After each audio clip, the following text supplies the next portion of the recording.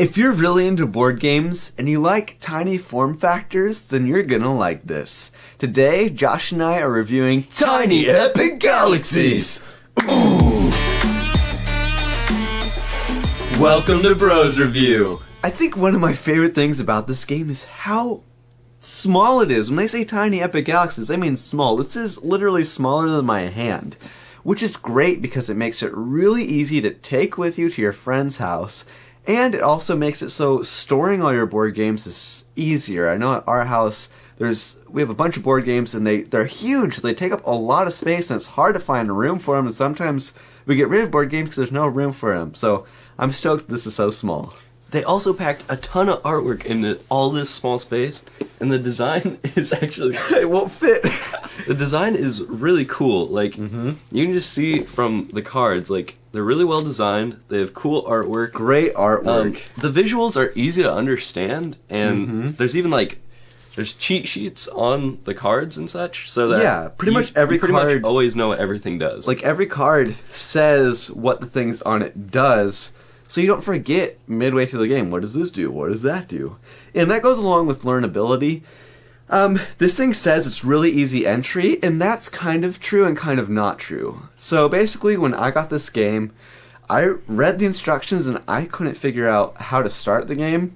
So I had to look up a YouTube video and watch, and I'll leave a link to that if I can find it, because that guy really helped me figure out the game. And basically, once at least one person in your group understands the game, it's pretty simple. After I explained it to some other people, they usually were able to pick it up within 1 or 2 games. Like, I explained it to you, and you picked it up first game. Yeah, so I played for the first time today, and as a first-time experience, it was really fun, and if you have someone that can explain it to you, it makes it really simple. And the nice thing about all the cheat sheets is you don't even have to remember the names of, like, it's true. What, like, the abilities on the dice are, but it's still really easy to remember what it does. There's a lot of names like economy, diplomacy, energy, culture, like all these different names, and it's really easy to forget those and mix them up. So thankfully it's written down in several places, so it makes it easy to remember. It's super easy to remember like what each dice does, so it makes gameplay super simple.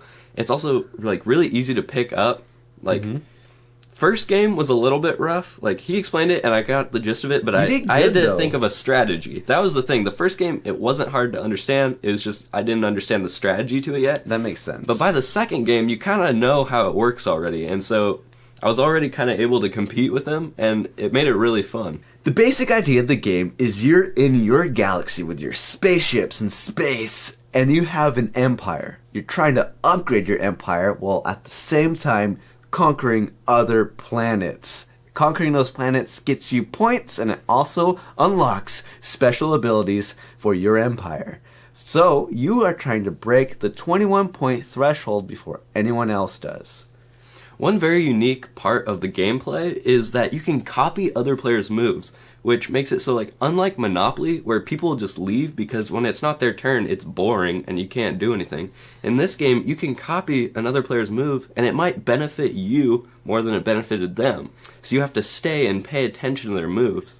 Exactly. So, like, if I'm going, he's going to want to pay attention, because if I make a move, he has the option to copy that move. So that keeps people involved in the game even when it's not their turn. And it also adds an element of strategy to the game, because if it's your turn, you want to be conscious of where other people are in the game, because if you make a move, you might be benefiting them if they decide to copy it. So you got to be really strategic about what moves you make. So that one little element that they threw in is incredible, and it's unique. Now, another thing that's unique about this game is it can be anywhere from 1 to 5 players. So this is one of the only board games that I know of. I don't know a lot of board games, but it's one of the only ones I know of that you can play 1 player. Which, even though that's a really cool idea, it looks kind of boring, so we haven't tried it. We have tried 2-player and 4-player games. And what we can glean from that is 2-player games are fun and fast-paced. It usually takes us about 20 to 30 minutes, which is cool because you can just do one fast game, or usually what happens is we do a lot of consistent games in a row. But it's nice because you're not going to have to play for hours and hours and hours if you don't want to, but you can if you do want to. Now, the other interesting thing is, if you do 4-player, It tends to take a little bit longer. The game says on the box like 30 to 45 minutes. And I think having more players really mixes the game up and makes it more interesting because there's more people that can copy your moves. There's more moves to copy. You got more people that are going to try to thwart your plans. Whereas two people games are fun, but they get repetitive. I think just because there's not a lot of people trying to thwart you, there's not a lot of people copying your moves, and you're basically just, it's kind of like a blitz to see who gets the points first, whereas I think there's more strategy if there's more people in the game. Overall, I really enjoy this game. It has great artwork. It's made with really good materials. Like, I don't feel like it's going to break. Yes, correct. Like, even, like, the cards are, like, a nice, like, thick. Like kind of like the throwing cards we reviewed. Yeah, they are. They're, like, kind of almost plasticky. Like, I don't think they're going to break or, like, get torn or whatever. And, like, all the pieces are like, wood. So, like, those aren't going to break. And the dice feel super quality. And they look awesome. Sweet. They have, like, a cool, almost transparent texture to them. Yeah. That's one of the best things about this game for me is just the design. It just looks awesome, which is really important to a game. It has to be visually appealing as well. Exactly. So this game's a lot of fun, very well made, really unique in our eyes.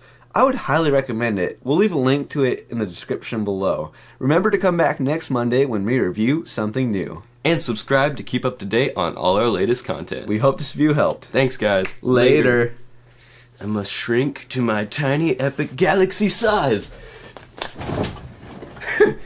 It didn't work.